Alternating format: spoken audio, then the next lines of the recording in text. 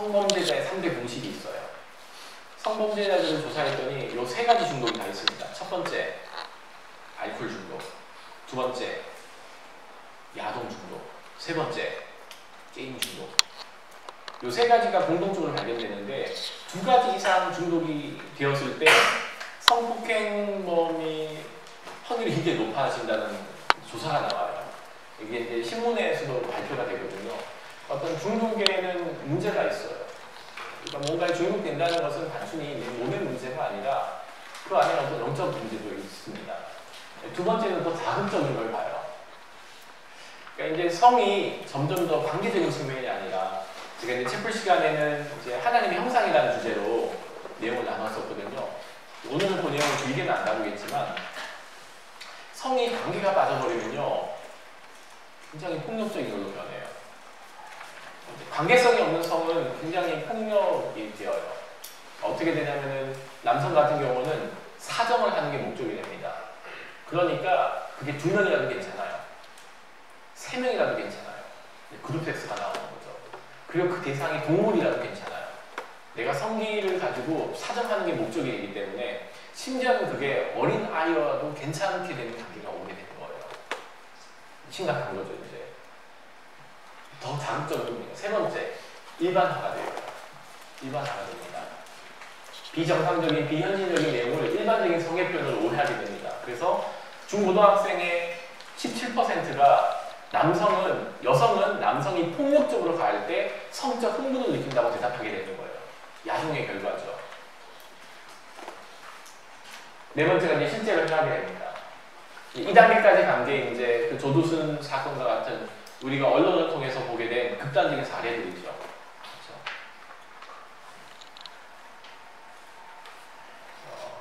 그렇죠? 제가 왜 지금 이 순교사실을 나누면서 중독의 문제를 나누면은 성은 몸에 대한 거잖아요. 우리 몸에 각인이 돼요. 마치 내가 책에다 형광펜을 붓듯이 내가 그때 받았던 어떤 육체적인 쾌감이 우리 몸에 어떤 자국을 남깁니다. 너무나 강렬해서 중독으로 가게 되는데 이 중독적인 관계는 사실은 예전에는 심리학적인 것으로 엮이는 과정, 정신적인 외상, 트라우마 이런 걸로 봤는데 최근에는 하나가 더 추가가 됩니다. 이 사회에 가진 어떤 중독성이 개인에게도 영향을 미친다는 거예요. 이게 사회적 차원의 문제로 이제 심리학에서도 인식이 나기 시작합니다. 그전에는 그냥 개인의 문제였거든요. 이 사람에게 있었던 어떤 내면적인 트라우마라든가 외상이라든가 엮이는 과정에서 받지 못한 사랑의 문제들을 얘기했는데 이제 바뀝니다. 어떤 중독적인 태도가 중독적 생활 방식을 낳고 이제 부인과 기만과 정죄라는 은폐에 빠지고 또다시 뿌리 올라가는 계속 반복되는 중독의 올가미로 빠지게 되는 거죠. 많은 성경 구절이 있겠지만 오늘은 특별히 데살로니가전서 4장 3절과 8절에 나오는 성경에 나타난 이 기준을 잠깐 봅니다. 하나님의 뜻은 이것이니 너희의 거룩함이다 라고 말해요. 사실 이 얘기를 하고 싶었던 거예요. 하나님의 뜻은 이것이니 너희의 거룩함이래요. 근데 그 거룩을 지키는 방법 중에 한 가지가요, 이런 성적 부도덕을 버리는 겁니다. 음란이라고 하는데. 두 번째, 세ገብ을 자르지 말라. 형제를 해하지 말고. 이 모두가 거룩을 추구하는 방법 중에 하나예요. 근데 그 작은 것 중에 한 가지가요, 성적인 부도덕을 버리는 거예요. 근데 오늘 왜 이렇게 순교사식 통해서 이게 성적 부도덕에서 얘기를 하는가? 여러분이 청년회 때에 지키기가 가장 힘들어진 게 이 문제가 되었기 때문이죠. 그 중에서 우리는 음란의 문제, 성적 부도덕의 문제를 얘기하고 있는 것이죠. 사실 성경에서 보면은 내면의 문제를 더 많이 얘기해요. 예수님께서 여자를 보고 음욕을 품는 자마다 마음이 이미 가늠했다. 마음의 문제를 다루시죠. 그래서 이제 인사이드 아웃이 되어야 되는 겁니다. 제가 제안했던 인사이드 아웃에 대한 내용은요, 하나님의 형상이에요. 하나님의 형상. 하나님의 형상은 그 안에 굉장히 헌신되고 충성된 관계가 들어가야 됩니다. 이 하나님의 형상이 반영되지 않은 관계는 늘 내 욕구를 채우는 관계로 이루어지죠. 그래서 이 중에 이제 CC가 있기도 하고 없기도 하겠지만요. 외로울 때는 사람 만나면 안 돼요. 외로울 때 사람 만나지 마세요.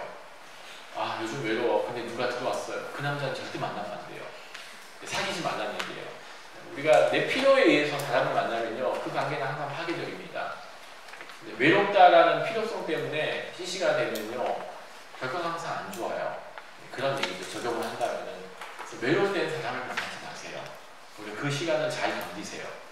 그리고 내가 누군가가 없이도 충분히 외롭지 않다고 느껴질 때 내 눈에 누군가가 들어왔다면 그게 훨씬 건강합니다. 절대 사람은 필요성에 의해서 만나지 마세요. 외로워서 만난 관계는 항상 깨어집니다.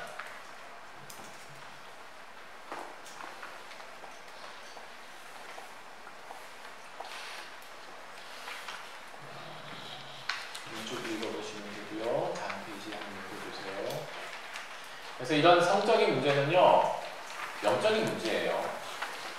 단순히 여기 몸의 문제를 넘어갑니다. 영적인 문제를 가지고 있죠. 왜 영적인 문제냐면은 우리에게 하나님의 형상이기 때문이에요. 책 풀 때 그때 지난주에 얘기를 했습니다. 우리 교제하는 이유가 있어요. 교제하는 이유는 이렇게 교제하세요.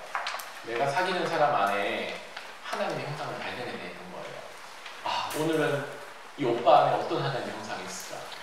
오늘은 내 사귀는 이 여인에게, 이 자매에게 어떤 하나님의 형상이 있을까? 하나님은 이 자매와 형제에게 어떤 하나님의 형상을 놓고 있을까? 그걸 발견해내기 위해서 몸부림쳐야 됩니다. 두 눈은 똑바로 쳐고 똑바로 보고 찾아내야 돼요. 어금니 꽉 깨물고. 어금니 꽉 깨물고 하는 거죠. 우리는 사랑을 얘기할 때 항상 감정으로서의 사랑을 얘기해요. 성경을 찾아서 사랑이라는 단어를 다 뽑아보세요. 그리고 분석을 해보세요. 사랑이 우리가 일반적으로 얘기하는 감정으로서의 사랑을 얘기한 적이 한 번도 없어요. 사랑은 의지의 결단이에요. 내가 사랑해 얘기로 결심하는 거예요. 제가 늘 하는 표현이 있잖아요. 어금니 꽉 깨물고 사랑해야 된다고.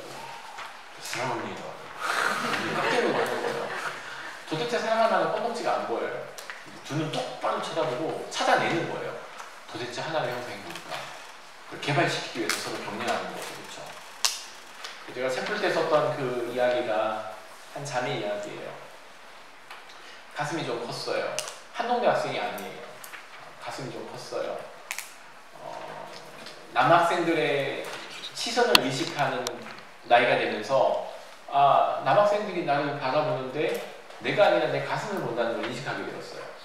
이 여학생이 이제 움츠러들기 시작했어요. 어깨가 후져 나중에 이제 어깨가 한쪽이 휘고 척추측만이 왔어요. 하도 이렇게 구부리고 다녀가지고 이 자매가 옷을 입으면 항상 큰 걸 입어요. 후드티 같은 거, 큰 거. 그 남성들의 눈을 인식하는 순간부터 움츠러들기 시작했죠. 그래서 얘기한 게 애들이 나를 볼 때 가축 보는 것 같이 봐요. 하나님의 형상이 끼워진 결과입니다. 그 안에 있는 하나님의 형상이 아니라 몸으로 보기 시작하죠.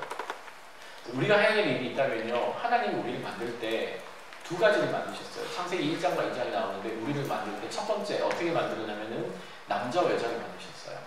그렇죠? 첫 번째 매뉴얼이에요. 두 번째 매뉴얼은 하나님의 형상으로 우리를 만드셨어요. 그래서 우리가 남자와 여자가 끌리는 건 당연해요. 저는 남자보다 여자가 더 좋아요. 남학생들이 와서 교수님 하면은 안 이쁜데 여학생들이 와서 목사님 이러면 너무 이뻐요. 그러니까 저도 천성 남자인 거예요. 그렇죠? 그러니까 하나님 우리를 만들 때 남자와 여자를 만드셨고 이 둘이 끌리도록 만들었어요. 내가 여학생을 보고 마음이 뜨거워지고 흥분을 하고 마음이 따뜻해지고 사랑을 느끼는 건 당연하고요. 여학생들이 남학생을 보고 와, 저 오빠 멋있다 하는 건 당연한 거예요. 하나님 우리를 그렇게 만드셨어요. 서로에 끌리도록 만드셨죠. 그게 매력이에요. 매력이에요. 근데 이 매력을 우리가 발산하는 법이 망가졌어요. 죄송해요. 제가 이런 얘기를 들어서 극단 얘기를 드릴게요.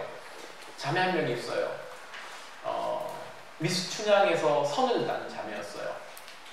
보면 와, 예쁘다 하는 만큼 네, 머리 아무것도 안 생머리가 어깨까지 오고요. 항상 묶고 다니고 풀고 다니고 키가 173. 저보다 하이힐스만 하면 저보다 큰 자매였어요. 미스 춘향 선을 받은 자매예요. 아버지한테 어릴 때부터 학대를 받고 자랐어요. 자매가 몸으로 한 가지를 배워요. 아, 이렇게 하면 남학생들이 좋아하구나. 몸으로 배워요. 누가 가르쳐준 게 아니에요. 그냥 본성이 배웠어요. 내가 살아남기 위해서. 아버지가 심각한 알코올 중독자였거든요. 이 남학생이 3개월마다 한 번씩 바뀝니다. 그래서 바뀔 때마다 백을 하나씩 사받았어요. 그러니까 이렇게 이상하게 들리지만 여우짓을 해요. 근데 남학생은 안 보여요. 근데 여자애들은 안 돼요. 제 여우야. 남학생은 그게 안 보여요. 근데 여자끼리는 보면 안 돼요. 제가 무슨 짓을 하고 있는지. 근데 남학생이 석 달마다 한 번씩 바뀌는데 바뀔 때마다 백이 하나씩 생기고 티코 하나를 얻었어요. 차 한 대를 사줬어요. 그때 티코라고 이제 싼 차가 있었거든요. 700만 원에 사는 차가 있었어요. 남학생이 이한테 차를 한 대 사줍니다. 3개월에 한 번씩 바뀌면서 물건을 받아내요. 백이 집에 무지무 쌓였어요. 이제 이 자매가 몸으로 배운 거 한 가지가 있어요. 아, 내 몸에 매력이 있다는 걸 발견했는데 이 매력을 제대로 선하게 발산하는 법을 못 배운 겁니다. 그래서 우리가 흔히 이제 꼬리치고 다닌다고 얘기하잖아요. 남학생들은 그게 안 보이거든요. 여학생은 보인대요. 여학생은 보인대요. 그러니까 이 자매는 살아남기 위해서 내가 남학생들에게 이렇게 했을 때 이렇게 반응하고 내가 이렇게 하면 남학생들이 넘어온다는 걸 배운 거죠. 부정적인 이 매력을 발산하는 법을 배운 겁니다. 두 번째는 내게 매력이 있는지를 모르는 사람이 있어요. 주로 자존감이 낮은 사람들입니다. 저는 원래 사실 자존감이 되게 낮았어요. 저는 택시를 타고 기사 아저씨한테 잡론을 받아본 적이 없었어요. 미안해서. 이해 못 하시죠? 저는 자존감이 되게 낮았어요. 항상 달고 다니는 말이 미안해, 괜찮아? 뭐 이런 거. 한 번도 사람들에게 화를 내는 적이 없으니까 저는 적이 없었어요. 화를 내면 그 사람과 관계가 끼어질 것 같아서. 나만 괜찮으면 관계가 유지되냐. 내 속에 썩어 가거든, 보게. 문드러져 가는데. 그래서 내게 매력이 있다는 것을 생각해 본 적이 없어요. 극단적인 케이스겠죠. 두 가지 케이스가 있습니다. 매력을 잘못 발산하는 거죠. 하고 하나님 형상을 찾는 매력이 아니라 내 매력을 통해서 다른 사람을 이용하는 관계로 가는 거죠. 두 번째는 그 매력이 있는지조차 모른 채 사장시키는 겁니다. 하나님께서 우리에게 매력을 줬어요. 그리고 그 매력 중에 첫 번째는 이성끼리 끌리는 매력이고요. 두 번째는 내가 가진 매력을 남에게 건강하게 발산하는 법을 배워야 됩니다. 이게 중요한 거죠. 근데 이 매력을 하나님의 형상이라는 것으로 하나님의 형상이라는 신전 안에서 성전 안에서 발견하지 못하면요, 우리는 영혼의 상처를 받아요. 그 가슴이 컸던 자매가 남학생들이 나를 볼 때 마치 가축 보는 것 같아요. 내가 젖소가 된 기분이에요. 하나님의 형상이 끼어든 결과죠. 무지무지 슬픈 거예요. 그러니까 매력에 받는 말이 그래서 정욕입니다. 매력은 그 안에 있는 하나님의 형상을 발견하기 위해서 굳이 노력하는 거예요. 그래, 이 아이에 있는 마음에 있는 하나님의 형상은 뭘까? 하나님이 이런 형상을 주었구나. 이런 장점이 있구나. 얘는 마음이 너무나 따뜻하구나. 들어줄 줄 알구나. 그 매력을 하나하나 발견해내고 그 매력을 찾도록 격려해주고 서로서로 찾아나가는 거예요. 이게 안 되는 정욕은 안 되죠. 상대를 하나님의 형상을 가진 매력을 가진 존재가 아니라 몸을 가진 존재를 격하게 보는 거예요. 그게 매력의 반대인 정욕이 되는 겁니다. 상대를 그냥 몸을 가진 존재로 격하게 보는 거예요.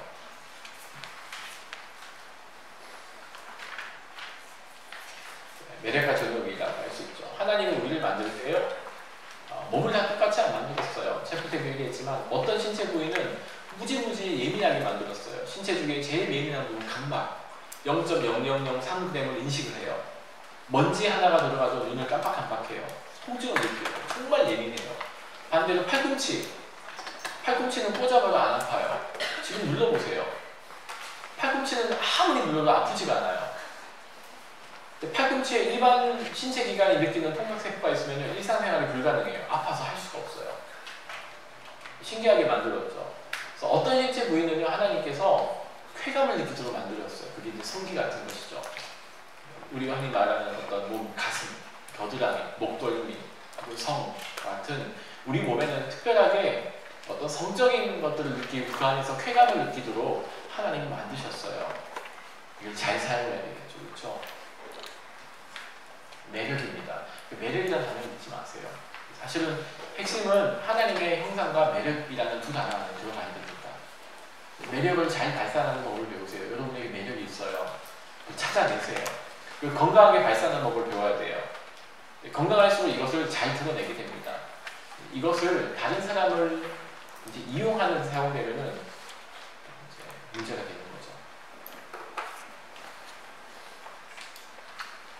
순결의 다른 말은 이제 죄책감이 되었어요. 난 순결한 사람이 아니야. 난 이미 성관계를 가졌어. 순결은 버지니티의 문제가 아니에요. 천연성의 문제가 아니에요. 사실 우리나라 말엔 천남성이라는 말은 없잖아요. 그렇죠? 영어에도 버지니티라는 말, 천연성이라는 말이 있지 천남성이라는 말 자체가 없어요. 순결이라는 말은요, 내가 성관계를 가졌다, 안 가졌다, 천남성, 천연성, 버지니티의 문제가 아니에요. 우리 내면의 문제를 얘기해요. 그 핵심에는 우리가 찾아야 될 하나님의 형상이 들어가 있고 예수님은 우리에게 과거에 관심이 없는 분이라는 거죠. 성경의 의무가 순결의 척도가 될 수 없습니다. 데이트에 가는 건데요. 공기를 가지게 하세요. 뒤로 넘어갔습니다. 남에게 보여주는 사람이 아니라 진실한 사람이 되도록 노력하세요. 성과 결혼에 대한 권리를 포기하세요. 그렇죠? 건전한 관계를 발전시키기 위해서 시간을 들이세요. 다음 페이지 한번 볼게요. 다음 페이지가 여학생들이 제일 많이 고백하는 겁니다. 일단 관계를 시작하면은 남학생이 지속적으로 성적 관계를 유지하기 시작합니다. 이 문제에 대해서 백소영 교수라고 이화대학교에 있는 교수님이세요. 기독교 윤리 쪽을 하는 분이신데 이분의 전체적인 입장에 대해서는 저는 동의하지 않습니다. 이분은요, 두 사람이 헌신하고 사랑을 한다면은 성관계도 괜찮다라는 입장을 가지고 있는 분이시거든요. 그래서 그 부분에 대해서만큼은 저는 이제 성서신학을 전공했어요. 저는 일단 이분은 이제 기독교 윤리학이라는 관점에서 윤리 도덕적인 관점에서 그렇게 제시를 하는데 저는 이제 성서학자로서 성경에서 말하는 성관계로는 이제 이미 텍스트를 넘어섰다고 해석이 돼서 이해는 안 되는데 이분이 좋은 건강 이성교제에 대해서 건강한 제안을 많이 합니다. 이런 제안을 합니다.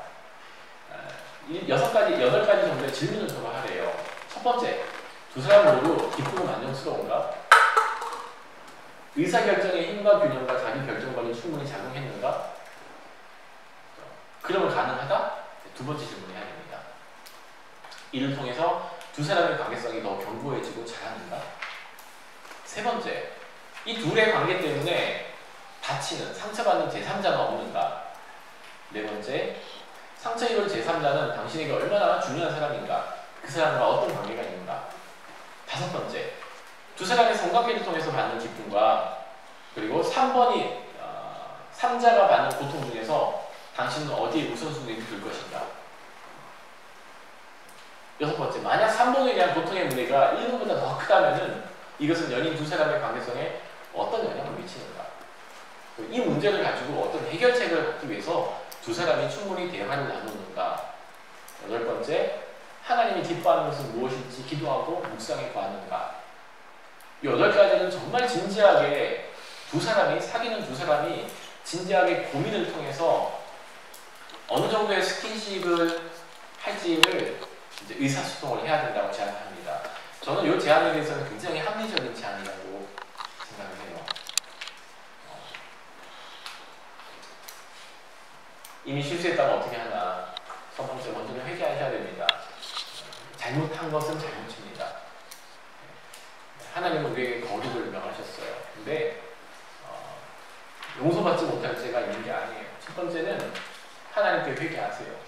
두 번째, 내가 상처 준 사람이 있다면 그 사람에게 용서를 하세요. 세 번째, 잘못된 성관계를 가졌던 것을 일단 말로 선포하고 끊으세요. 네 번째, 당신은 좌절하게 만든 사람들을 용서하세요. 다섯 번째, 하나님의 용서와 깨끗하게 하심 안에 거하세요.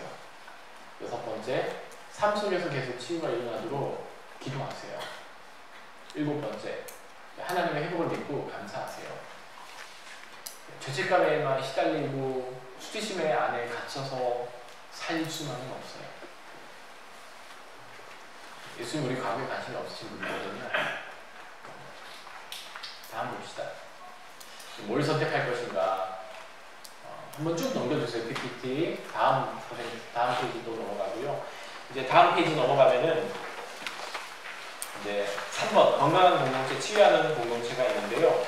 제가 답을 올려드리겠습니다. 한번 쭉 넘겨드리세요. 거룩이란 삶의 모든 영역 안에서 하나님을 인식하는 것이다. 17번 동그라미 있는 겁니다.